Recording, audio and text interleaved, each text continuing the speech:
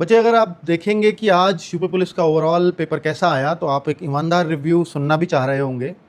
वरना पेपर अगर आसान आता है तो हर कोई शायद ये बताने में लग जाता है कि मेरा पढ़ाया। और मैं कहता हूँ आसान अगर है तो सबका पढ़ाया हुआ होता है, और मुश्किल अगर है तो फिर वहाँ भी सबका उतना ही पढ़ाया हुआ है जितना किसी एक का, क्योंकि सब उन्हीं चीज़ों को पढ़ा रहे हैं, कोई अलग नहीं पढ़ा रहा है। तो इस चीज़ से बाहर आते हैं। अभी पेपर सुनिए कि अगर मैं मैथ्स की बात करता हूं तो मैथ्स को इस बार ज़्यादा कर दिया गया है। अर्थात बच्चों, जो 20-25 मैक्सिमम 25 सोच के चल रहे थे वो 30-32 तक इस बार मैथ्स गया है। लेकिन एक दो क्वेश्चन को छोड़ करके, 2-3 क्वेश्चन को छोड़ करके बाकी पूरा मैथ्स मतलब की करने वाला है। लेकिन बच्चों को यही चीज़ टेंशन दे रही है क्योंकि बच्चे मैथ्स को ही कम पढ़ करके गए थे, इसलिए थोड़े से वो परेशान हुए हैं। और समय की कोई कमी नहीं पड़ी है। अच्छी बात यह है क्योंकि जो क्वेश्चन आसान है वो बहुत आसान है। ठीक है। अगर मैं रीजनिंग की बात करता हूं तो रीजनिंग में क्वेश्चंस फिर 40 से 45 के बीच बचते हैं। तो भाई 40-45 क्वेश्चनों में अगर आप देखोगे 3-4 क्वेश्चन तो जो बच्चों को बताया जा रहा है कि पल्ले ही नहीं पड़ रहे हैं, और हमने देख भी लिए पेपर। तो वास्तव में कुछ क्वेश्चंस हैं जो बहुत परेशान कर सकते हैं। सीरीज है तो थोड़ी मॉडरेट लेवल की, एकदम ईजी नहीं है, टाइम टेकिंग है।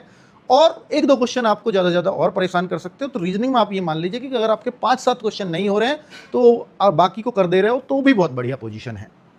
अगर मैं बात करता हूं हिंदी की, तो हिंदी देखिए, अगर कोई कहे कि 37 में से 37, तो 37 में से 37 किए तो जा सकते हैं, पर बहुत कम बच्चों के होंगे। क्योंकि अगर किसी के होंगे भी तो वो एक दो क्वेश्चन जरूर तुक्के के सही होंगे, तभी वो 37 में से 37 हो सकते हैं।